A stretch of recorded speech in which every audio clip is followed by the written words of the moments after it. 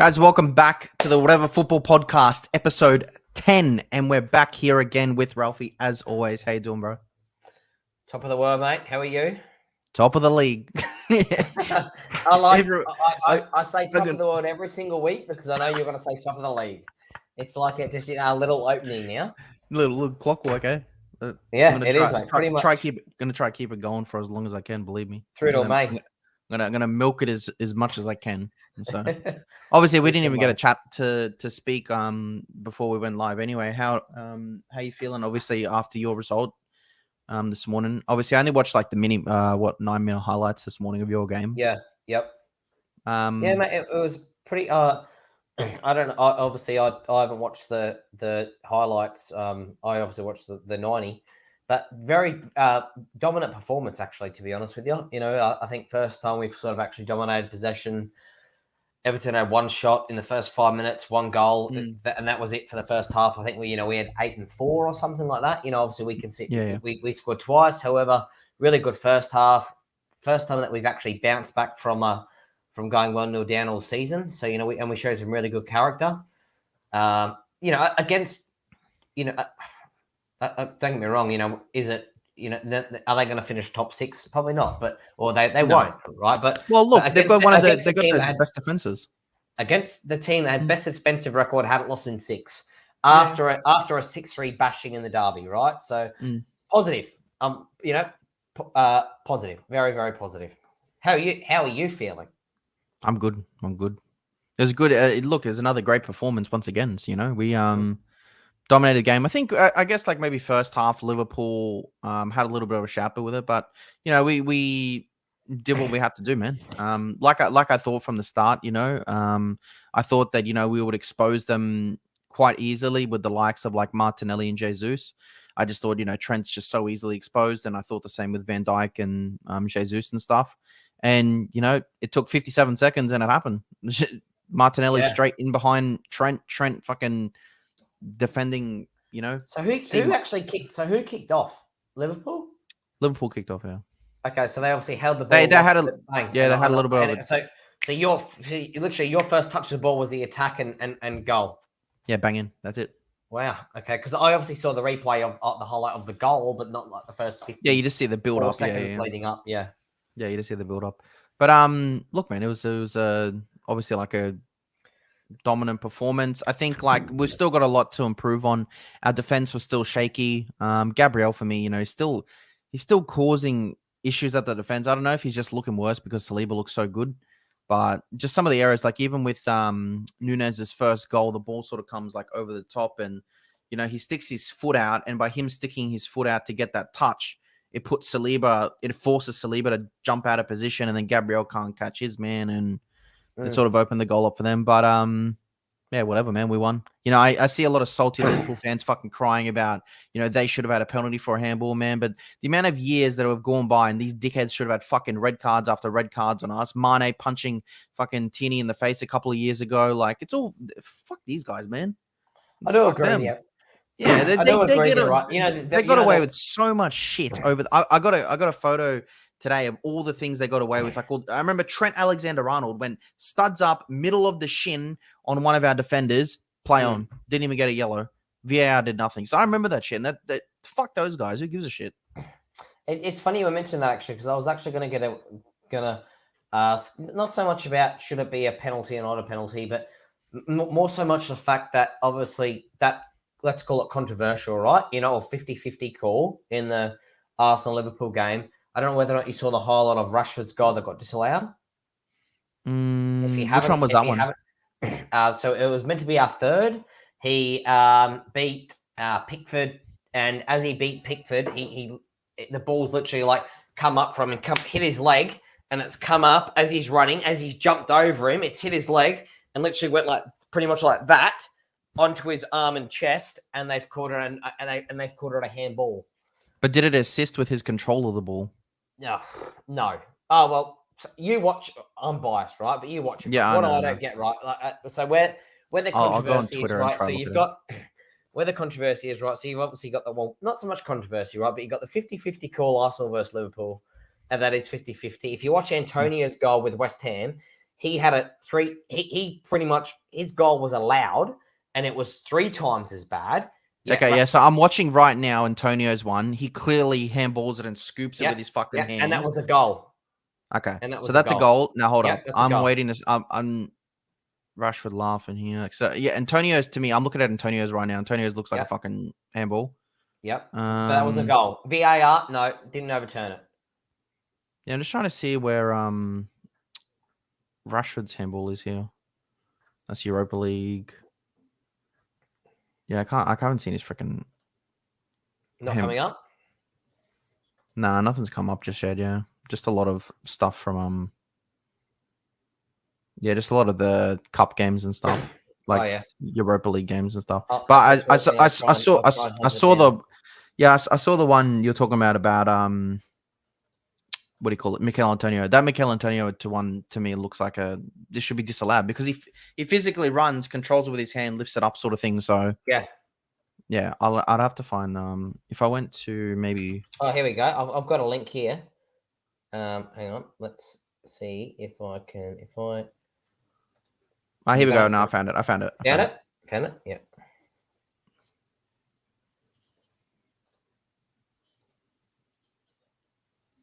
Okay, so bounces. I would say that's a goal. I'm just watching it now. He runs on. It's the tackle that kicks it up into him. Like, correct. Yeah. Look, does it even touch his hand? Yeah, but does it actually touch his hand? To me, when I'm watching this now and I'm watching him run, I'm just pausing the slow-mo. He gets kicked up to him, and he's sort of like leaning over anyway. You know what I mean? Like his body's sort of hunched over. Does it touch his hand or does it touch his chest? I don't know. I'm trying to it's more his chest. Look, to me, if you're questioning that, to me, it should be a goal. Like if, so you got Antonio's, which is blatant. Yeah. And then you've got Rashford's, which is like, oh, is it hand or is it chest? And it's definitely accidental. So one, if you have to question, yeah, you're right. So one gets overturned, and one is ruled as a goal. Like there is what we've spoken about many times before, right? We've said it all the time, man. Many times before with VAR, right? It's fucking disgusting. So inconsistent. It's bullshit. It is a joke. And then meanwhile, I know we literally had the exact same thing happen last week against Tottenham. We had a penalty against Tottenham that was worse than the one that Kane got, and ours didn't even get reviewed by VAR. Yeah, it makes me wonder, mate. It makes me wonder.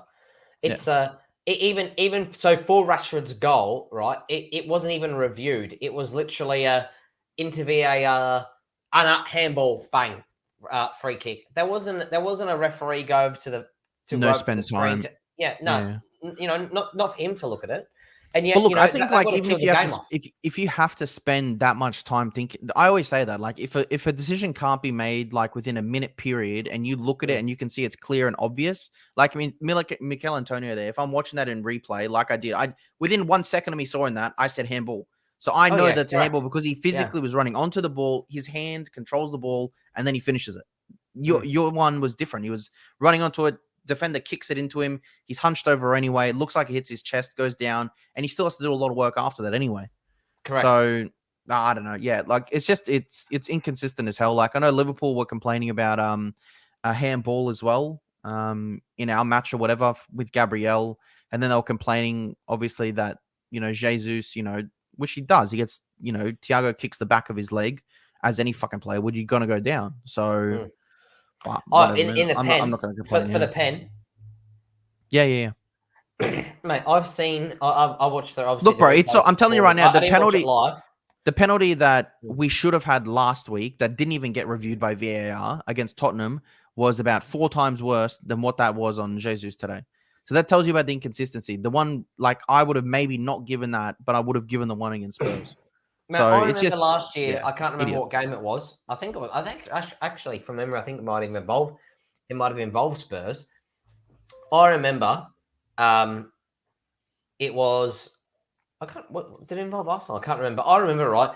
Oh no, it involved Diaz. No, what's the old buddy thingies from The Simpsons that you used to have? David Luiz. Oh, you mean the fucking toe incident?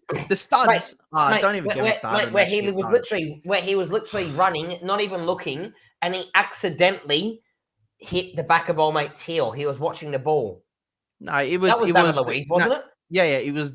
What happened was the guy's studs, as the guy was running, his studs hit Louise, and then he got the penalty, and he got a fucking red card. Correct. And he got a red card. Exactly. So you're telling me that is a red card, that is a pen, yet people are whinging that the one today with Jesus isn't a pen. Fucking hell, mate. The one with David Luiz is the one with today was 10 times worse than that one. It's unbelievable. The inconsistency is shocking, and the thing is, like, the technology is fine to review it, but when you have fucking idiots upstairs looking at it, they can't make logical decisions. Like, to me, I've always said this is that, and I can't remember which manager or someone came out this week as well, and he says, like, why are you asking me these fucking questions? He said, go and ask the referee how long until these guys are going to be interviewed after every single game. Yeah, because it's the only job in the world. It is seriously the only job in the world where you are not held accountable for your actions. Why the fuck did you make that decision? Why did you do that? Move on to next week. Move on to next week. If you talk about them, even if you're not going to discuss it, have an earpiece in like every other sport does, so you know what they're saying, what fuck ups they're talking about, and maybe you can understand their perspective. NFL's easy, you know, something happens, people might not agree, but they know exactly why that guy made that decision. We think because this, and this. Cricket's the fucking same. You know what I mean? So it's just unbelievable. Every sport's the same. AFL, NRL, everything. Everything's the same. But I think they need to get ex-players, unbiased ex-players, to intervene in certain games, like as a judge in that area, or at least come out. Because anytime after a game and they bring out that old prick that cost Arsenal that 49 run against you guys. With that fucking penalty, that I can't remember the fucking chairman of what's the name? What VAR? When we went on that unbeaten run, 49 in a row, and we lost to you guys 1-0 on penalty. Oh, okay. Well, that would have been with the Invincibles, with Rooney, whatever Invincibles, where Rooney fake dived and he was nowhere near him. And he's the dickhead that manages now the VAR. He's the head guy, and every time he comes in for an interview, all he says is, "Yep, it was the correct decision. This is why." He's never come out and said it's the wrong decision. He always finds a fucking excuse to why they made that decision. Of course, like, it's just unbelievable, man. If the guy at top can't even cop the shit, like, it's a joke. It's a joke. And you think about it, right? Like, you know, as I've always mentioned to you, I would much rather. We're talking about with these kind of. Don't get me wrong. We're gonna have fuck ups no matter what. VAR, no VAR, you're gonna get fuck ups, okay? But we're talking about football clubs here that, you know, if they finish 4th compared to 5th, if they finish 17th compared to 18th, do you remember whatever it might be, right? We're talking about hundreds. We're talking about hundreds of millions of pounds. Here. Well, do you remember? It was at Brentford was a Bournemouth. Someone stayed up 1 year because of a VAR fuck up. Yeah, I remember. That wasn't last year. That was the year before. Yeah, and there was also it went over the goal line, but it wasn't meant to go over the goal line or something like that. Remember that the watch technology. Oh, the watch didn't go off. Yes, that's right. Remember? The fucking watch didn't go off. But then, like, why didn't VAR check it? That's the whole point. Like, it's this is what I mean, right? I'd much rather. It doesn't make sense. Yeah. I'd much rather scrap the VAR, as I've said to you before. Scrap the VAR, and guess what? If you get unlucky and you don't have the rub of the green for a couple of times, it's probably swings and roundabouts, right? But what I think with VAR is that there's now and I'm a believer, and you're obviously a believer too, that there's now a regulation around the fact that with VAR, everything must be 100% correct, which you've got fucking technology. It should be. If there's no technology and there's a mistake every now and then, okay, guess what? We haven't had the rubber green today. Off we go. But now that there's technology in, guess what? If they can, you know, bloody tell an offside by, you know, the size of a bloody bee's dick. But you know what? But that's human error. That's because correct. The thing is, it's a correct. Human putting the dot on a knee or correct. A shoulder. Like exactly right. He's choosing the body part that's offside.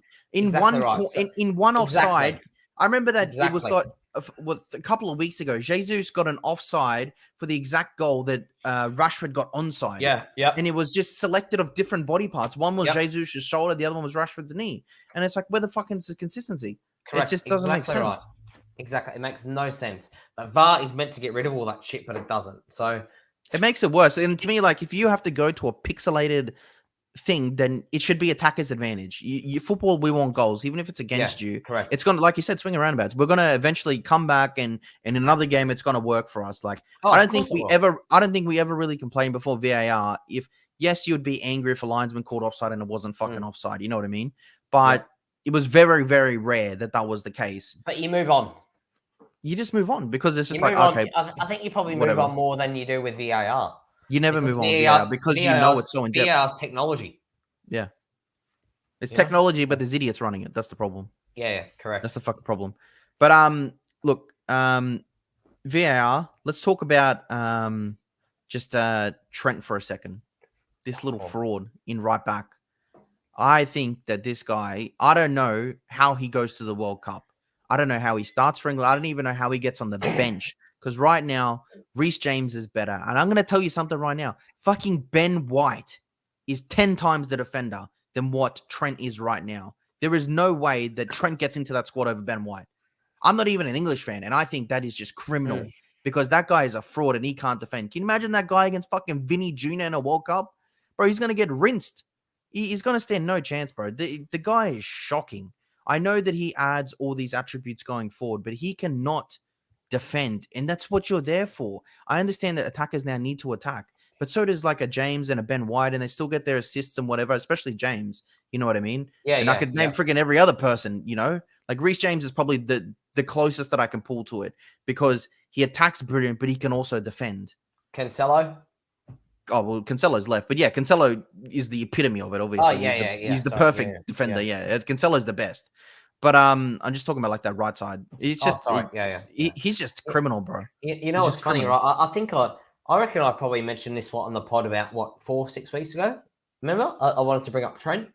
Yeah. About how much of a farce he is. And again, I actually, it's funny. I know it's for banter, right? But I actually messaged, obviously after the loss this morning, Tommy, I've got another mate, Liverpool supporter, Will. Yeah, good. And I've got a couple of them.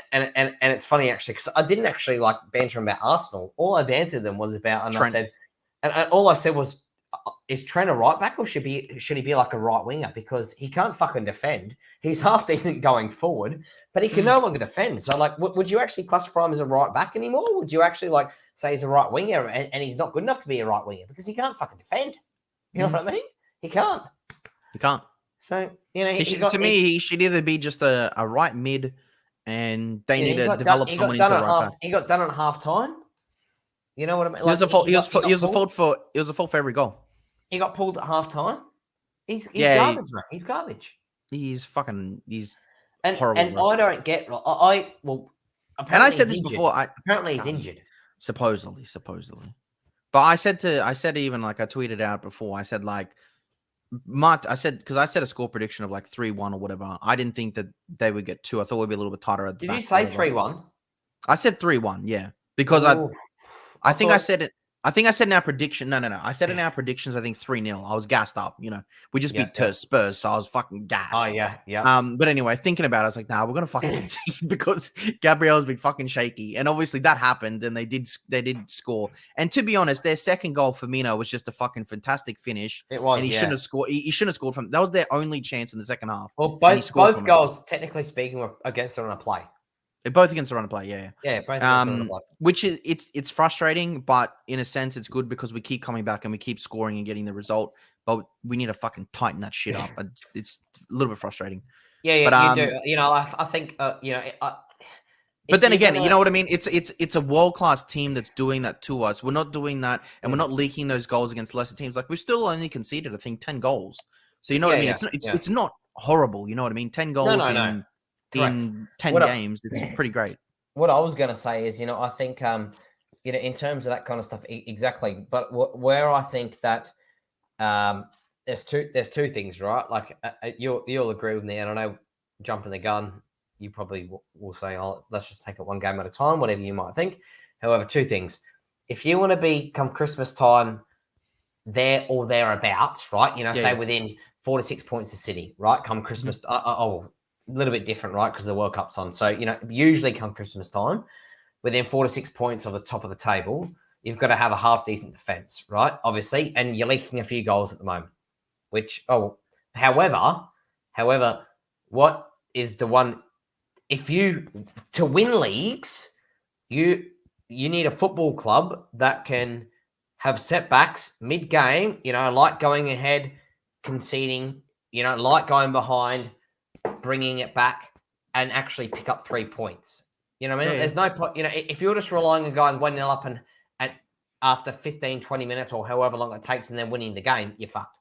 It's all about that mentality, and that's what I'm finding that Arsenal have at the moment. Really, really good mentality. 1-1, bang, we go again.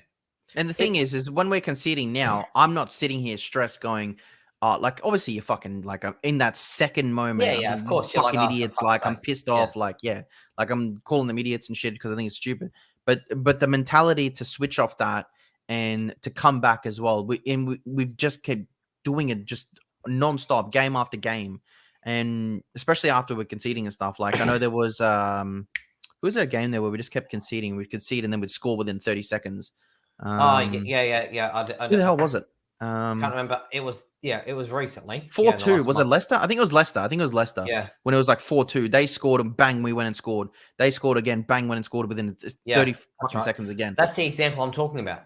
Yeah. So that sort of stuff we're completely killing at the moment. The mentality in the team is just unbelievable. Also, right, you got to remember the little 1%ers. Like, I'm just thinking about this on the fly, right? So obviously you score a goal 57 seconds in.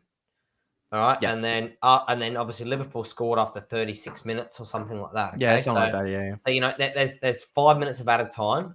Liverpool are in your 18-yard box. You pick the ball up after 5 minutes of added time, because I'm pretty sure 5 minutes of added time. It was 25 seconds left. Yep. So there you go, 25 seconds. Right. So you think about it. So 25 seconds left. It was 25 seconds left of the 5 minutes. So it's 49.49. So there you go. Right. So 25 seconds left of the 5 minutes. After conceding in 57 seconds, and the game's, although you've sort of been pressuring them for a bit, it's Liverpool had scored the latest goal, right? Yeah. If I was Arsenal going in at 1-1, I would be happy to go into the break at 1-1.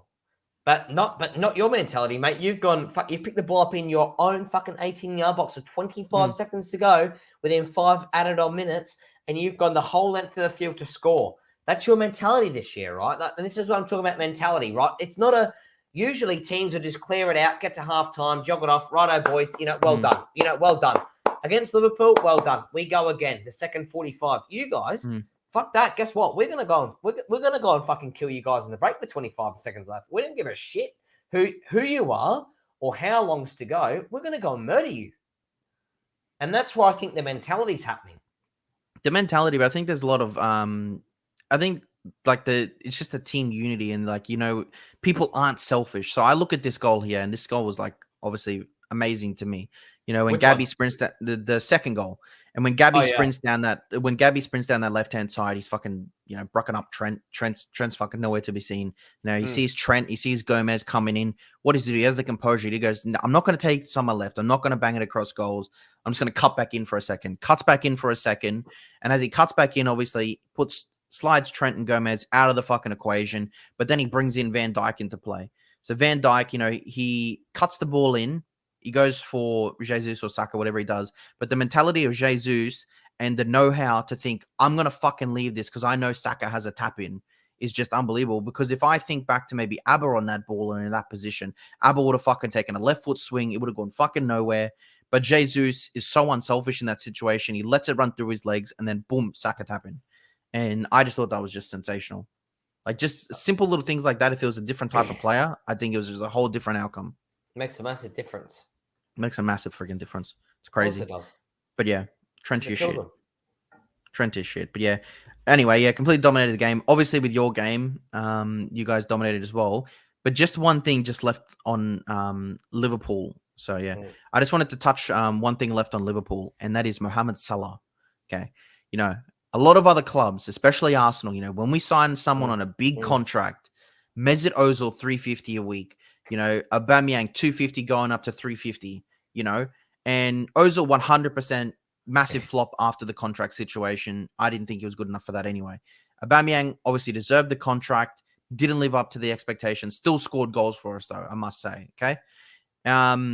Salah, on the other hand, this guy has gone missing. He was pocketed by Tomiyasu again this morning. Tactical masterclass again by Mikel. And this guy was anonymous. When are the questions going to be had on Mohamed Salah about his contract issues and when's he going to step up. Because to me, it's just unbelievable now that no one is talking about it. If that was someone else or another club, they would question it. But because it's Liverpool and their prince, no one wants to talk about it. He's struggling big time, isn't he? Big time. I think that I know that people always said that him and Mane didn't get along together, but Mane must have created a lot for him because he's missing. You know what though? You think about Salah. No, in terms of media. So he plays pretty much 90 minutes of Liverpool. Oh, sorry, not 90 minutes, but he is one of Liverpool's main men, right? In terms of starting. He's number one. Number one, yeah. Correct. First name of the team sheet. He's fucking shit, right? What media publicity does he have at the moment in terms of performance? Zero. Ronaldo at fucking 37 and a half, nearly 38, right? Doesn't start a couple of games, whatever, isn't in the best form to start the season at fucking nearly 38 years of age. Guess what media he has? Fucking everything, mate. Everything. The media shouldn't be on Ronaldo. The media should be on fucking Salah, if you ask me. But you know why the media's on Ronaldo? Because it gets clicks. It gets fucking clicks because everyone knows Ronaldo. It gets clicks. But I say there's more of an expectation on Salah than there is Ronaldo, in my eyes, at present. 100%. Well, right now, 100%. There has to be. 100%. Even before this morning. He's the leading one. Yeah, 100%. Even before this morning. Even before Ronaldo scored his 700th and, Salah had a shit game. It doesn't matter. Everyone knew that Ronaldo wasn't going to be the main man. Ronaldo is not the main man at United. He was just a plug, and we all knew that he was just the gimme to come back and to sell kits. But it was a good farewell to his career, and you'd hope that he, ends it sort of there. That's what it was. That's all it literally was for United. Salah was the savior to keep them in the the UCL, to win that league title, to bring more to the table out of that magical 7 years, supposedly the best Premier League team we've ever fucking seen, which I think is just dog shit. Absolute farce. What do they want? A Champions League and the amount of fucking Premier League. The amount of farce. Liverpool fans or just people that I see, and they start saying that Van Dijk's in Hall of Fames, and we've talked about this before. It's fucking bullshit. Like, where the fuck was Van Dijk doing what, let's say, in argument's sake now, Saliba at 20 years old? Van Dijk was still playing for fucking Celtic and Southampton until what, 5 years old? Yeah. So the man wasn't doing anything, and he's been brought into this bracket like he's the best ever, and I don't understand that. To me, it makes no sense. But even then, right, he got brought into the bracket. He's had what, 3, 4, maybe 4 good years at Liverpool. Oh, well, probably 3 because one season. I would say 3 the season. Yeah, the injury with the broken leg or whatever. Yeah, it was, so he's had 3 good years at Liverpool, and now he looks fucking average. Dog shit, yeah. So your people are talking about one of the best centre backs ever in the world. Mate, what for fucking 3 years? How about I know again biased, right? But sorry, not biased, but how about the examples of a Vidic, a Stam? Listen, that's Ferdinand, not right. That's not fucking biased. That's just facts. That's 10 years on year. Not a couple of good, not a couple of fucking good seasons. Year on year, performing through through their young years to their fucking old years until they can't go anymore. Van Dijk, mate, he looks done. It's finished. He looks done. He does. And you know why he looks done? I think personally is, Well, I was going to say, a lot of people they were doing like comparisons through the week. Like, would you keep Van Dijk or pick Saliba? At Van Dijk at a 29, 30 now, or Saliba. And they were still picking fucking Van Dijk. They're fucking idiots, man. But mate, you think about it. Van Dijk, if he's, I don't know what age he is, but say he's 29. 29. Well, there you go, 29, right? So he's still got technically speaking, he should still have a good 4 years left ahead of him in top 5.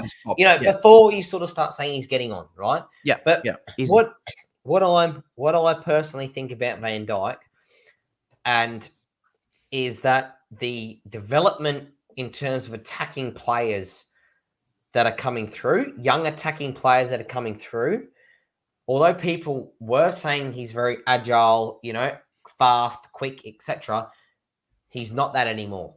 Because injuries affect people. Like, of course they do. But also there's the so many that we coming can through, name. I don't rate Van Dijk well, he sort of always stood me up, right? But I never sort of rated Van Dijk as a fantastic athletic defender. I just thought he was a quality, solid defender. He could read the correct, game fantastically. Yeah. But now it's got but now it's a little bit fasty and it's more counter-attacking. It's more this, that, and the other. I just think he's struggling. I personally think he's struggling. A lot of players struggle when they come back from injuries. Like you look at Danny Welbeck. I for a prime one here, Hector Bellerin, the quickest player in Arsenal. One of the best right backs in the league at the time. Got named Team of the Year, Spanish right back. And yeah, just it went to shit after an injury. So it's just all downhill, and probably the same will happen with Van Dijk. We've seen it with many other players. But yeah, I think the level that he's showing now. And then you put that against someone like Trent who can't even cover his position is just shocking. And also, right, going back to, I guess let's put let's put the two together. You've also got Liverpool usually dominant going forward, right? So within reason, I'd probably say usually 80-90% of their games they're 1-0 up. They're absolutely dominating. It's going forward. So the defensive job is pretty easy. However. When they're struggling going forward, like we've just been talking about Salah, right? They're struggling going forward, and they're struggling to put the ball in the back of their net, and they're conceding, or there's a lot of pressure, to go 1-0 down. That's also, I reckon, that's also affecting the defenders, obviously as well. Because guess what? If you're 1-2-0 up, you got the momentum. However, when it's 50-50 and you can't put the ball in the back of the net, or you're conceding early after 57 seconds. There's a lot of fucking pressure on you, and that's what I think. That's where also, I just think the whole team's crumbling. They are. They're showing a lack of experience and depth. And I know it's early. However, I'd be. I wouldn't say very surprised. I know it's early, and there's still 30 games left or 29 games left in the season. However, Liverpool not making top 4 this year would not surprise me at all. I don't think so, bro. I don't think they're going to make it. At all. Because you think of the teams that are even though like it's a far shout now, but like you got like Newcastle playing well, Brighton's playing well. Obviously they're fair shouts. Maybe Newcastle not so much because they're always going to be a good shout, especially if they strengthen again in January as well, which you'd think that they would probably, especially if they're in a strong position to at least get European football. You can never count West Ham out. Everton have started okay. You guys will always be around the mix, even if you're doing shit. Chelsea are still going to be there. They're getting him results. Tottenham are getting him results. So Liverpool are the only ones that aren't doing that. Correct. They're the only team that aren't picking up those crucial points. And, in the past, they've shown that they can come back and do it, but I just don't think they've got it anymore. It's going to be a cracker game on the weekend. I'll be back in 30 seconds. Hang on. Who's the game on the weekend? City versus Liverpool. Oh, geez, yeah. Well, I know he's going to win that one. Hang on, 1 sec. No worries. But yeah, City versus Liverpool will be a good game. What we'll do, we'll quickly just review now the EPL games coming up. EPL fixtures. The fixtures for this weekend. Actually, there's a game tomorrow, Nottingham Forest versus Aston Villa. And then we've got for the next day match week, Brentford, Brighton, Leicester City, Crystal Palace, Fulham and Bournemouth, Wolves versus Nottingham Forest, Tottenham, Everton at Spurs will be another great game as well. I think that'll be a very, very good game. And hopefully, fingers crossed, Everton can pull up a result there. We're going to get Southampton, West Ham, Leeds, Arsenal. You would think comfortably, hopefully, fingers crossed, that Arsenal can pull that one across and win that game. Manchester United, Newcastle, another tough game, obviously, at Old Trafford. Potentially, maybe Man United drop points, We'll get into it, obviously, into our fixtures and our predictions before. Yeah, still a lot of games. He's back. I'm back. You're back. Sorry, mate. Toilet trip. All good. But yeah,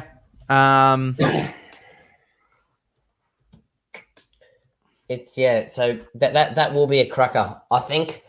I do think that. Did you want to talk about the results that we had and then go into predictions for next week? Yeah, can do that if you want to. Yeah. Where is that? I had a little sheet here before. Which fixtures did you want to preview?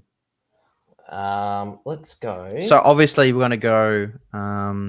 So United, you guys, Newcastle. Yeah. So you're going United versus Newcastle. I think that Spurs Everton will be good.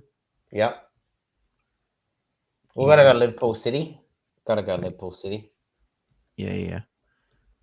Liv versus City, and then Arsenal Leeds. Should be hopefully an easy win. Liverpool City. What's another fifth one here that we can do? I don't know. I'm just looking. There's not been too many other exciting games, to be honest with you. I wouldn't say exciting. Yeah, not really any of them. Maybe well, let's go like a random one that would be actually hard to call, because you think that Chelsea will smash. Yeah. What about Fulham, Bournemouth? Fulham. Bournemouth are 8th in the league at the moment, so they're actually in fucking cracking form. Are they? Yeah. They're top half. They're 8th. They haven't lost in 5. Bournemouth. That's crazy. There you go. And Fulham are 9th. So the 2 promoted teams are 8th and 9th on the table. Okay. Above Liverpool. Oh, I love it. Love to see it. I'm going to find this score sheet here. So I have it here.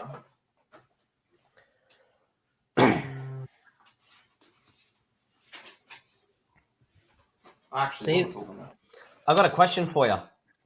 The score sheet is what I'm writing on. I think it's last week's one. Yeah, it is. Okay. Got a question. So because we don't touch base on it as much, or we sort of don't touch base on it very much. However, are you believing, half believing, just hoping you can be in a title run until fucking November, December? Do you think you could actually give City a real? Do you think you're going to drop? What's your thoughts? Come the 10th of October. Well, as of now, obviously I said to you at the start of the season I wanted Arsenal 3rd, but when you're in a position, and I said that last year as well, like when we were fighting for 4th, even though you don't expect 4th, you should still go for it. And obviously we didn't do that. So if we're in 1st, there's no reason why. We're playing the best football in the league, arguably. We're conceding less goals than what City are, even though City, like you still put 3 past City. You know what I mean? They still dropped 2 goals at Newcastle. So they're still, not as City's steady. killer is that they just fucking score. Just clinical. It's just high volume scoring. Yeah. So that obviously is thing. Obviously, it'll be a massive test when we verse them. I don't even know if that's got. I heard a rumor that today that the City game against Arsenal and the City game against Spurs, I think, got pushed to next year already. Really? So it was meant to be in November. I think it got pushed to next year. Yeah. So I'm not. Yeah, or something like that. Because obviously the World Cup and shit. So it was meant to be done November. Then they pushed it completely all the way back. So like World Cup's not even 2 months and a half away. But do I think Arsenal's going to be a title contender? I do, bro. I genuinely do. I think we're playing the best football, and the thing is, it's not only the football, it's the attitude in the players, the passion that I'm seeing. So yeah, it's all this aspect.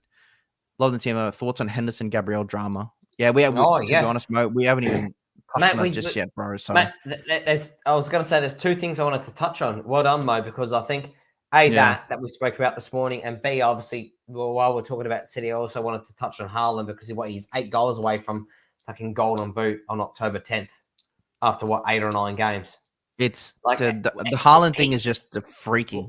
He could score 40 to 50 goals this year just in the Premier League. I said at the start of the year in a video, I said he's going to score 40 plus. Did you really? I said 40 plus because the guy's a fucking freak, bro. And you got to think that in that team, the amount of chances they create, it's just unbelievable. But he's also just so clinical. Like I've seen him still get a couple of offside goals and shit and miss some easy chances. But yeah, well, that Henderson situation, obviously, I messaged actually Ralphie this morning, and I told him about it. I saw photos. He is a fucking bro. He is. I saw from photos that Firmino looks really shocked from what he was saying. So did Alisson. So I'm not sure if Henderson said anything disrespectful in Portuguese. Obviously, because that's all the Brazilian boys that had that reaction. No one else had that reaction. I saw Xhaka got angry at one point as well. So, and supposedly Henderson wouldn't speak Portuguese, though, would he? Well, you never know. He's full of Portuguese players in his team. He's got Thiago. He's got Alisson and whatever. So he's got Bobby Firmino. So, they're trained together. If you're with someone with different ethnicity, you pick up words or whatever. So it's just assumptions right now. But all I know is that at the time of what happened, Gabriel obviously got angry. Then obviously Xhaka heard. He got angry as well. The referee heard something as well. So he's actually gone. He stopped the play, obviously. He went over to actually both managers and he spoke to both managers individually and made a comment. And obviously Klopp's face was like, oh, like, what the hell? Like, you serious? So I don't know what was said. Supposedly, and obviously the FIA, well, not FIA, that's Formula One, but the FA has come out. FA come out and they said they're going to review the footage and this and that and whatever. So I don't know what's been said. Gabriel obviously hasn't said anything. Maybe he's not meant to say anything yet. Yeah, you know what? If it's true, like if it's true, bro, he's. I didn't think that someone like him would do it, but he's gonna be fucked. He's fucked. No, correct. But you know, since you told me about it this morning, obviously, you know, once you told me about it, I was quite shocked. As I said to you, I didn't think Henderson would do that. I did a bit of reading. You know, I sort of watched a couple of videos, etc., etc. I personally think that from what I've read, you know, and it's now in, you know, it's now been pushed over to the FA for an official investigation. All that. I mean, I think he's gone. Same. Like, because, you know, you think about it, right? If usually, if something happens, a scruffle or a scuffle, or, you know, whatever on the football pitch, or, you know, I call you a fucking moron or something, right? You move on, you know, you go. It's nothing. But for something to be officially investigated, for the footage to be looked at, you know, for him to come over to the managers and have a chat to them, I honestly, and for him to then to go to the FA, I actually think there's something going to be really, really serious out of this. You know, is it going to be like, oh, you're banned for life? No, of course not. But I honestly think Henderson's going to cop a 4 to 8 week ban, because I honestly think he has said something very, very inappropriate for modern day football. The only thing I think otherwise, is investigation doesn't happen, right? These days, it does not happen. Of course. Yeah. If there's no cameras, if there's nothing, right? Maybe. But these days, for an investigation to happen when there's 80 cameras around the ground, let's be realistic. Mate, they probably got him fucking mic'd up somewhere on one of the fucking cameras, right? That we don't get to see, because that's the way technology works these days. For it to go further and be investigated, I think he's done. He's done. Yeah, I just wonder if he said something. The only reason I say maybe he said something like disrespectful or racist or whatever he did in Portuguese is just the way that Bobby reacted and Allison at the same time. And obviously they all speak Portuguese. So I don't know if that's the case. Who knows? Obviously, you'd hope that he didn't say anything like that. But you know, like I said, if he said you're a fucking dick or cunt or whatever, you just move on. You just get angry and you move on. But yeah, I just think for me the telling thing was the ref talking to Arteta and Klopp at the same time, and then Klopp's face like after he said it and stuff. That's like what that. I always wonder, right? Like, you know, like obviously, you know, if it's like you're a dick, you move on. You know, if it's like a racial slur, it's obviously, you know, like very inappropriate. You know, if it's something like I know it sounds silly, right? But say like I fucked your mum. You know, like, is that sort of something that is? No, that's just hilarious. Oh, so like if you get offended to that, you move on, or? Yeah, you have to move. That's just something you just say as a guy out there like taking the piss, man. Yeah, I've told guys in their ears I'm gonna hook up with them and shit. Just to like get in there, like, fuck off, man, fuck off. You say shit like that to like get in people's heads, man. Yeah. You there's a line you just don't cross, and who knows? Like, you can only hope, but obviously something has to be released soon, because they've said that they're gonna review it, and 100%. something, you know, it'll probably come out maybe tonight. You never know. Like, Liverpool have to make a statement, Arsenal will, FA will have to make a statement. Obviously, they've told Gabriel not to post anything. He would have definitely fucking said something for sure. Exactly right. Definitely. So for him to not come out and make it, for him to not come out and make it, because that guy comes out after fucking everything. He tweets about fucking Ivan Toney. You know, he says exactly what he's thinking after a game. So if he said nothing, then, you know, something probably happened. So anyway, yeah, on to something better. Let's get on to our tipping results, you know, from last week. Oh, yes. So, okay. So these are our results last week. So I actually think I was very close. I can't remember, but I actually think I was very close. I think I missed out on one goal for the exact score / result by one goal. So we are obviously tied at one apiece now for results. Okay. So let me pull up last week's results just so I can clarify the exact scores. So Ralphie, in your Everton versus Man United game, did I say 2-0? You've gone for a 2-0 in this game. Oh, So 1 point. I thought 1 so. point. 1 point. Dylan is coming with a cheeky 2-1. Bringing it in. Bringing it in with United? a cheeky. Look, 2-1. What? I thought you said 2-2. No, I went 2-1. I changed my mind. No, I said to you, I want to draw. I said, I've got to stop thinking with my fucking head. I said, I really want United to drop points. You know what's really funny, right? Even watching the game this morning, I literally woke up to watch United game, and I'm pretty sure, I know for a fact I remember can't remember what you did, but I know for a fact that I remember that my Arsenal-Liverpool prediction, because I tipped a mate that too, and I actually said that in the pod last week. And so I thought I've missed out by 1. And then in the fucking United game, I thought I missed out by 1, but I thought, it's all good deal. So I'm actually thinking about it during fucking games now, just trying to get one up over you. So yeah, that was 1 and 3 points there. So that's always a big turning point. Obviously, Arsenal, Liverpool, you've actually gone for a 2-2 draw. I did, yes. So you will fucking nearly bang on there, bro. I know, that's what I mean. I was gutted. From that pen that shouldn't have been a pen. Fucking VAR robbed me of 3 points. Yeah. Fucking VAR robbed me. I went Arsenal. I actually wrote 3-1 on here. I thought I had 3-0. I must have changed it at the time. Yeah. So I had 3-1 actually on here as well. So obviously I get a point for the result. You got a zippity-doo-dah on that one. Yeah, did you see the Aubameyang comments on Arteta? No. He did like a video. It must have been like in his house or with his mates or whatever, and they're fucking recording him. And he was just like talking shit, saying Mikel can't handle egos, and like he was just talking fucking. So he was bagging him out. Yeah, but it's like, man, move on. You fucking left. Like, get over it. Like, I agree at the time. Like, I said the same comments, but like, fucking move on. It's like a year ago now. Chelsea Wolves. I actually don't even know what the result was in this one, to be honest. Oh, okay. Chelsea 3-0. Okay. Chelsea got 3-0 in this game. And you've gone for a 2-0 in this game, just off. So you got 1 point in that. I went for a 1-1, so I got a zip in this one. 1 goal. Jeez, I am literally the king of 1 goals this weekend. Newcastle Brentford. Obviously, I think Newcastle was 5-1 in that game. Yeah, I was going to say neither of us tipped 5-1. Surely. Definitely didn't get 5-1, but we both did tip a win. Obviously in the Newcastle game, you went for a 2-1. I went for a 2-0 to Newcastle, so both get a point there. And then Brighton and Spurs. What was their result? 1-0. 1-0 Spurs. Yeah. Yeah. I just can't remember. Yeah, you went for a 1-1 draw. And I never tipped Tottenham, so I went for 2. I went for. Oh no, did I? Oh, see, I put 2-1 here, but I don't know if I put 2-1 to Spurs or Brighton. Oh, you won either way. It doesn't matter. I won either way, but yeah, I can't really recall ever tipping Tottenham for that game. You know what I mean? No, I would have put 2-1 for Brighton for sure. So I was 1 goal from perfect out of 4 of the 5 games. We're going to have to figure out a forfeit at the end of the season, Mo. We're going to have to figure out a forfeit at the end of the season for sure. So currently I'm up 2-1 at the moment. Currently I'm up 2-1.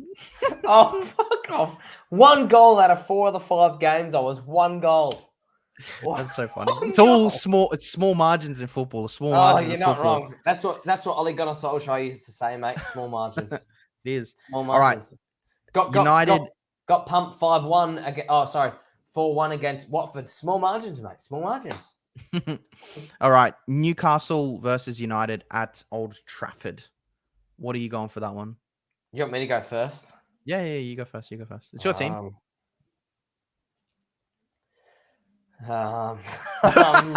You got to remember that Newcastle in great form, obviously coming off 5-1 slapping. They got a result against Man City as well. Hence why I'm worried, because usually I say United with.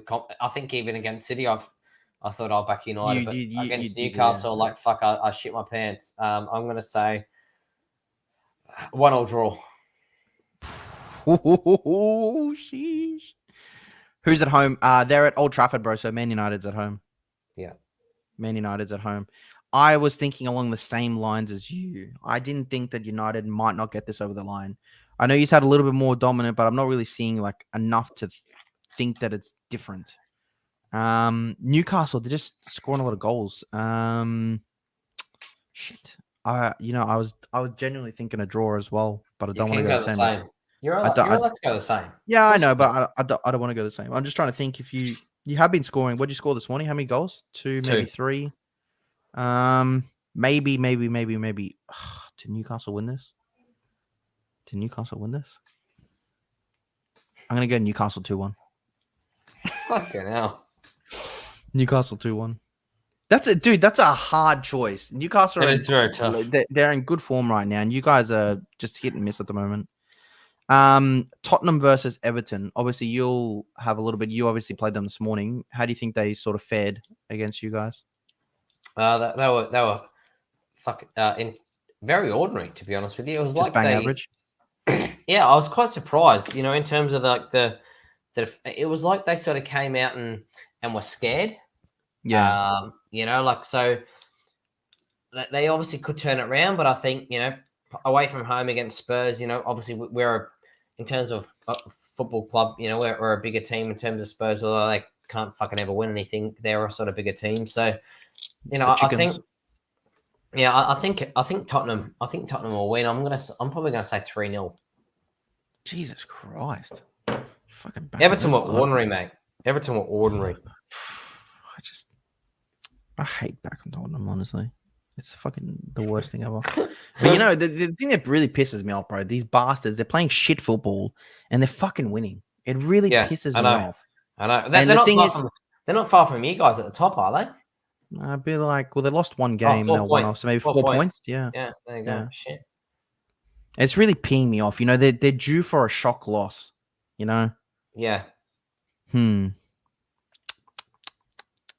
Just I look at team. The reason I went Brighton in that game is because I knew that Brighton can play attacking football and Spurs just fucking sit back. Correct. I don't trust Everton to score goals. That's my thing. That's why I went a 1-1 with Brighton, because I just thought, what I'm gonna I'm gonna do something different in this game. I don't think we've had it on this podcast. You're gonna tip Tottenham? Nah, I'm not tipping Tottenham. I'm not. Well, we haven't had that in this podcast ever, so. Nah, I'm gonna go a 0-0 draw. Oh, okay. 0-0 draw. Spurs score 1, then park the bus, brother. You are fucking bang on. You're bang on. But like I said to Ralphie last week as well, I said Everton do have a decent defense, and I think second best record in the league or something. So Tottenham, yes, they counter, but Everton, they've done okay so far. They've done okay, a lot better than what they were last year for sure. So you look, maybe they'll pull something out of the bag. Everton came and beat Arsenal 1-0. You know what I mean? So maybe they can do it again. But I think it might be scoreless. Yeah, let's just do that. Now, this is obviously going to be a great one. Probably the biggest of the weekend. Well, definitely is the biggest of the weekend. Liverpool versus City, the ex-title challengers versus the current title challengers. What do you reckon in that one? For me personally, obviously coming from our experience today, didn't look that great. As for the season. Yeah. As for the season, didn't look that great either. City, just how the fuck can you bet against them right now, man? Who's at home? City? I think it's at Anfield. I've got it down as Anfield. I got Liverpool versus City, so it must have been Anfield. Let's have a look. But I don't know how you really. I just don't know how you bet against City right now, man. They're scoring so many goals for fun. Liverpool looks so bad at the back. Can you imagine Cancelo and Haaland running through fucking Trent and Van Dijk? Yeah. Fuck. But is it going to be a game where Liverpool bounce back and shock everyone? Oh, far out. This is. I'm waiting for you because I think I'm going a fucking literally left field prediction. So. Well, I think you're going to go probably like a Liverpool 4-0 or some shit, something stupid like that. But look, I'm going to go. Actually, you know what I'm going to do here? This is going to be left field as well. I'm going to go for maybe no Henderson. Trent Diaz injured too. Yeah. Henderson as well. Fuck it, Mo. You're making me change my mind now. All right, scrap that. Okay, scrap that. I'm going to go Man City. 3-1. What were you going to go? 3-3. Oh, If it's 3-3, I'm gonna be pissed. You know, it's actually really funny, right? Guess what my prediction was gonna be? 4-4. 4-3 to Liverpool. 4-3. Is it actually still gonna be there? And I'm gonna keep it like that. Yeah. That's a bold fucking prediction. Hey, it's fucking bizarre. You're going to go 3-3. I was literally anything about it. So you're going to tip 6 goals in the game. I'm tipping 7. Yeah, 7. Yeah. So we're both along the same lines. So I don't know. You just get that feeling where it's going to be like a goal bonanza. Liverpool keep coming back. Yeah. City go and score again. I could be wrong, mate. It'll probably be fucking like it could be a freaking 0-0. Who knows? Yeah, it could be like a 0-0 even. Who freaking knows? Honestly. You know, I just think that Liverpool have to do something. Yeah, that's what I was only thinking. It's just they needed to. Obviously, look, man, I would love Liverpool now because Arsenal, to me, have an easy game against Leeds United. We should win that comfortably. So if Liverpool take any points, even if it's fucking 2, and they get a draw, like I am buzzing that they do that because that's fantastic. It gives us a little bit of breathing room at the top. You know, we can maybe slip one week and we're still at the top. You know what I mean? So, yeah. Look, how can I bet against Haaland now, bro? It's impossible. It's literally impossible. I know, it is tough. Arsenal versus Leeds. Like I said, I do feel it is. Is this a home game for us, or I think it should be away because we've just had 2 home games in a row. It is away, yes. Yeah, it is away. Okay, Sunday 11:00. Not too bad. Not too bad, I guess. Bit of a shit of a time. Might have to have a nap through the day. But the way Arsenal playing, the way we're scoring goals, I am going to go Arsenal 4-1 because we love conceding goals. Love conceding. You can't help yourself, eh? But to be fair, like we have kept a lot of clean sheets through the. I'm just thinking, Leeds sometimes they used to play attacking football. Do I go 4-0? No, I'll go 4-1, man. Fucking, we're always sloppy at the ball. 4-1. I'm just having a look here too. Leeds are in absolutely shit form. Lost to Palace. Are they? Drew against Villa. Lost to Brentford. Drew against Everton. Lost to Brighton. That's it. I'm going 4-0. We're keeping a clean sheet. These guys suck. 4-0. Leeds haven't won in the last 5. Yeah, at least. Yep. We're turning them over. All right, what do you got?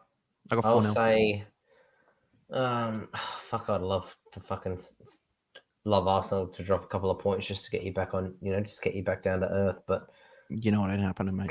I was gonna say, I don't fuck.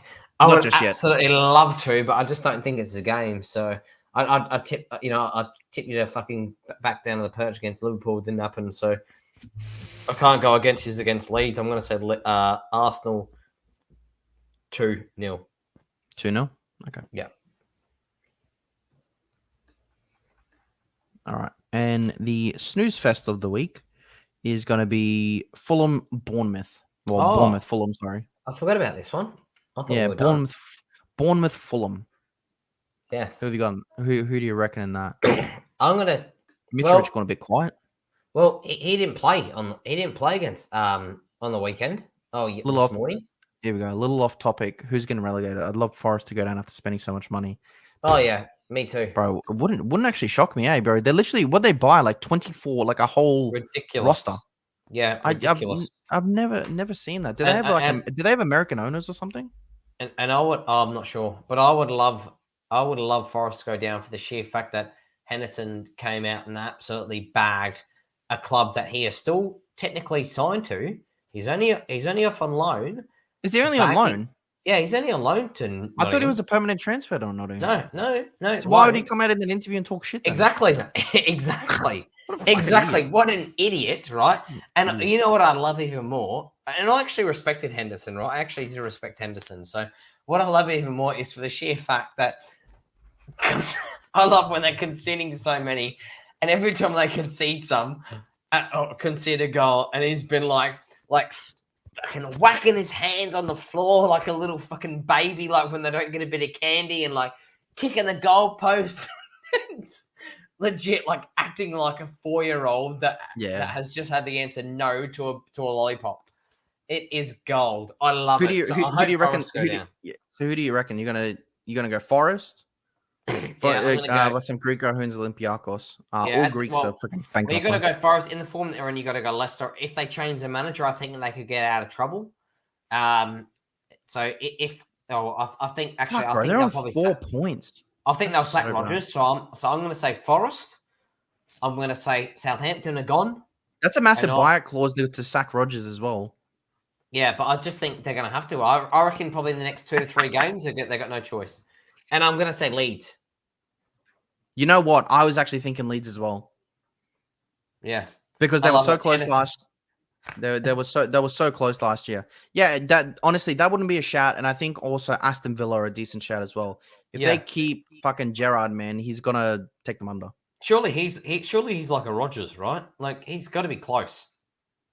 I don't know why they back him. Like we said this like what a couple of streams ago. You told me his percentage of fucking wins is like worse than Neville's at Valencia or whatever.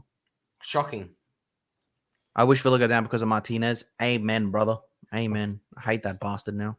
I'd love Aston Villa to go down, but yeah, maybe Leicester City get out of it. You know, I don't want Leicester to go down. I like them as a club, obviously, and especially what they've achieved as a football club. But they also need to have balls now and realize that you're 10 games in, and if he doesn't win his next game, he should be sacked. So, Martinez is like Henderson always talks about his old club. But the thing is, obviously, Henderson's still bloody owned by them, which I didn't realize. I thought he was gone. But yeah, Martinez is constantly, he just always talks shit about Arsenal. Always making a complaint or complaining about something.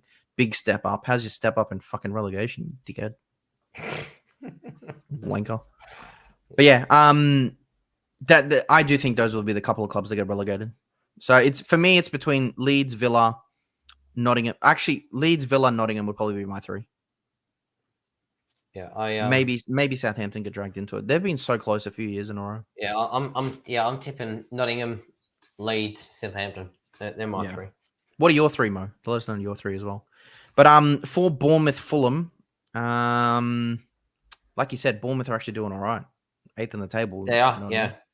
Fulham but then again, 9th. Fulham are 9th, so both still playing decent football. I think Fulham have died off the last couple of games. Seems like Mitrovic's goals, have been a bit quiet. I don't know if he's injured or not. Injured. So I got him in my fantasy team. Injured. That explains it.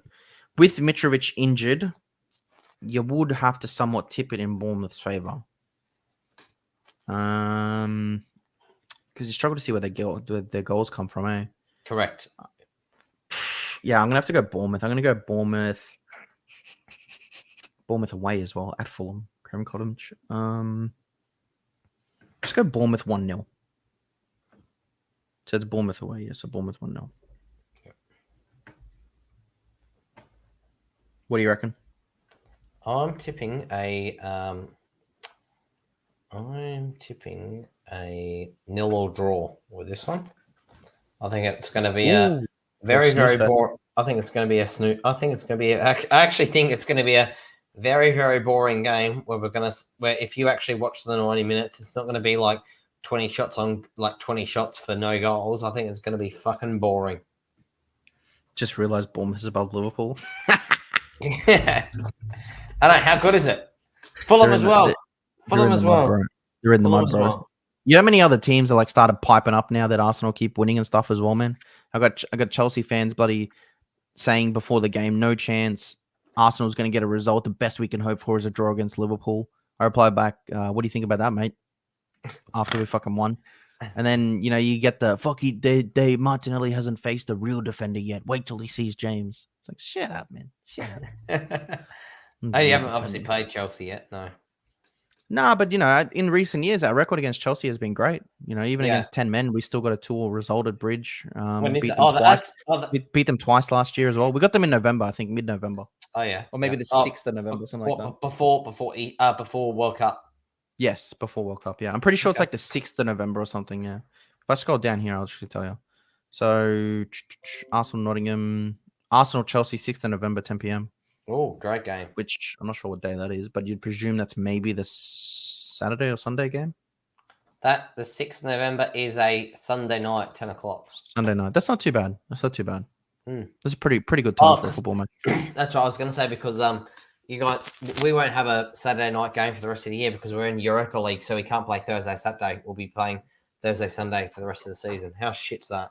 Yeah, that's Fucking right. annoys me, mate. Fucking annoys me. Like we literally, it's impossible for us to have a early game on Saturday or a decent time on Saturday to go and watch, at the Pig because we're both in Europa. So not even me going to watch Arsenal with you or you come and watch United with me, which just can't happen because sucks, bro. we got Europa. It's shit. I do hate that aspect of Europa that it's shit. It screws like if you're in the UK, it's completely fine. You still Saturday night. Yeah, of course. Like perfect football night. You know what I mean? Correct. Like for us, it's just shocking over here. Even over there, like it's what? So that game there is Sunday 1 o'clock. Yeah, sorry, it'd be Sunday lunchtime. Like how good is that? Sunday afternoon. Mate, it's perfect. Like imagine that. Like get up, right? Have a bit of brekkie, right? We're off to the pub for 10 o'clock opening. Fucking few pints. We'll go and watch a football game. Bang, we're home for we're home for mid-afternoon / dinner time. Belly full of piss. Have some dinner. Have a good night's sleep. Go to work the next morning. Fucking perfection, right? Perfection. And this is what I don't get right. I actually, I don't know if I told you, but when United played Southampton, probably about a month, I went to the Pig, probably about a month ago. Yeah. And, I got, I would have told you probably very briefly, I got chatting to a couple of blokes that were from the UK. But one was a City supporter that came and watched, but his work colleague was a United supporter.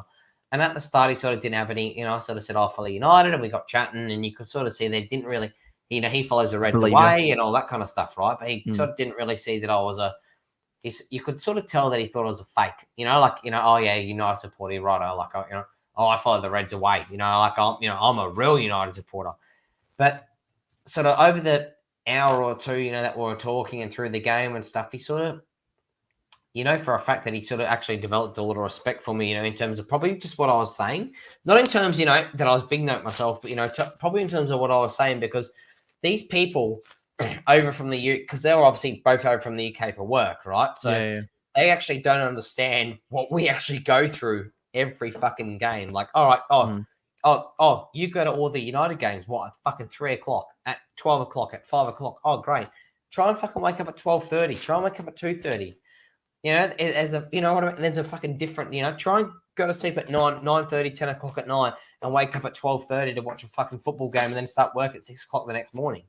Like they don't understand that. And that's actually what he realized. And it's actually funny because I got his WhatsApp. And it's every 2-3 days. Yeah, it's not, exactly. It's not like it's once every weekend or like on a weekend where you can sleep in. It's all the every time. 3 days. Yeah. It's like all the time.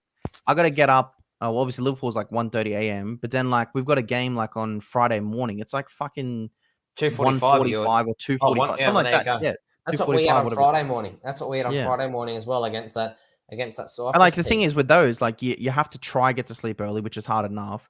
And then by the time you watch the game, I gotta go to work. Correct. Like, there's no going back to sleep. Finish at 4:30, 4:45, mate. You're awake. There's no point. Even if you can go to sleep, when are you going to go to sleep for 20 minutes? Plus you're buzzing off the emotions of the game anyway. You're never going to go to sleep. That's what I struggle with It takes me a good hour, whether we win or lose. I'm either on a high and I got that adrenaline, or I'm fucking pissed and I got that fucking anger keeping me up. You know what I mean? Exactly the same. And then, you start watching, you'd be watching like a goal bridge or whatever. You'll be watching, I'll be watching I'll be watching my Arsenal fan, like whatever it is. And you're watching someone talk about the game, and it's just reliving the fucking emotions. Just like, fucking shit. Exactly right. This morning I woke up at 2:30 a.m. for the Arsenal. Finished at 5 a.m. Work at 6 a.m. Bro, it sucks, bro. But you know what, man? When you get results and wins like that, every time that we win and we do stuff like that, like especially like Tottenham, where I didn't get sleep like the morning after or whatever, or like this game today, like it's worth it not sleeping. I don't give a shit if I got 3 hours. It's 100% worth it. It's if we lose, then it's fuck. It's like, why the fuck did I do that, sort of thing. But I'm not gonna complain about it. Well, I haven't been as bad as you guys. Well, I woke up at 3:30. Obviously for pre-match for us. So, well, we're now looking at. Well, for me, that game was 17 hours. For Mo, it was 2:30 this morning. For me, it was 1:30. 1:30. Oh, well, there you go. Shocking. I had to try get like half an hour in after like an hour. You can't sleep, man. No, it's impossible. Sleep. It's literally fucking impossible, especially after that win, dude. The fucking, as soon as like a game starts, like I'm like a little bit sleepy or whatever, But then you're woken up as soon as the kickoff starts. You're Correct. your You're just in adrenaline's it. there, You're in it. and then once that final whistle was done, it was just fucking pumped. I was just pumped. Just unbelievable. It's worth it, even for our game. Like Everton scored after 5 minutes, and I was like lying in bed. And It's a good goal by Iwobi, yeah. It was, yeah. And I thought, oh, for fuck's sake. And then, obviously Anthony scores, and it's like, come on, lying in bed, trying not to wake the fucking pregnant missus up, because as I mentioned to you, I don't I like watching it in bed, so I'm like, come on. And then Ronaldo scores, and, it's gone from sort of a come on to it's gone from sort of a come on to 700. So it's gone from like this, like, come on, to this. Come on, I can fucking boom, like, because like a draw, you're like, oh, well, we should, I expect us to win. So 1-0, you're like, oh yeah, come on, let's go. But it's also that added emotion, like Ronaldo got it's like, you guys. Come on, it's fucking now we're fucking winning. Fucking let's go. Yeah, I can't watch it in bed because I'm too fucking loud, man. Like you've seen some of my reactions to goals and shit. Oh yeah. And like a lot of people, like, they'll message me saying like it's fucking put on, but like that's like my genuine emotion. Like it's either over the top angry, disappointed that we've conceded, or it's just fucking over the top excited. I don't give a shit if we're versing Vugashmia or some random farmer in the freaking Europa League. I'm still buzzing after every goal that we score, bro. Oh, same here. Which do you wake up for the first 11 announcement or just minutes before kickoff? It's sort of it depends on the game, bro. It depends on the time of the game, really. I don't really try wake up for 11 announcements because it's still an hour sleep extra. So what I'll do if it's 2 minutes before kickoff, I don't do that because I'm afraid that I'll miss the game. So I'm one of those people that set like 3 alarms so I don't miss the kickoff. And I'll wake up maybe probably like 20 minutes before kickoff. Me too. So that way it allows me to wake up. I come in my room. I set an alarm like 20, 10, and like 5 just in case. 5 minutes. Yeah. I do it every time. 20 minutes, 10 minutes, 5 minutes. Yeah. And then what I do, because I sometimes automatically just like lean over and snooze it. And then like the next one goes, oh, fuck, I better get up. Because sometimes if it keeps going off, Jess is like, get the fuck out of bed. Like, because she can hear it, because she wants me to get out of bed. And then obviously, I come in here and I watch the game in here, and then I'm so loud because then like she can hear me sometimes, but I close like all the doors and stuff. But I don't give a shit, man. Like, if Arsenal score, man, I'm gonna be celebrating. I'm gonna be buzzing. I love it. Same here. 50 seconds against Liverpool, bro. I was fucking off my chair. Didn't take you long. Didn't take me long. But yeah, guys, we'll wrap it up there. We'll be back again next week, as always, same time, same day, with more stuff. Both 2 W's and on we go. Hopefully more victories. Arsenal should get a comfortable win. United obviously are going to be very, very tough result. I tipped to draw, but comfortable win to get. But that's the games you need. If you can get a result against them, it's going to be massive. So we couldn't last year. They beat us 2-0. So they cost us top 4, bastards. But yeah, guys, appreciate you being here. Make sure you like, subscribe. Peace out. Much love. Appreciate you, Mo. Bless, bro.